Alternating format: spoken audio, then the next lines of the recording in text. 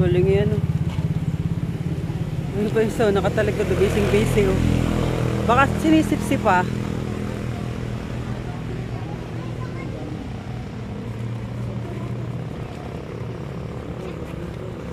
Mawala na. Ito ang dami oh. Oo, yung mga nagagalawan na yun. Ayun.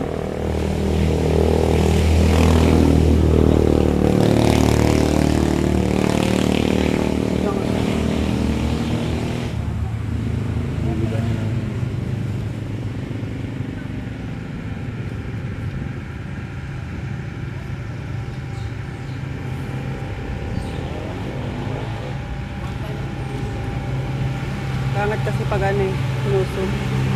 Nalabo. Dami yung mga baby. Lalo silang dadami. Ang cute ng isa, liit. Kasi laki ng tuta.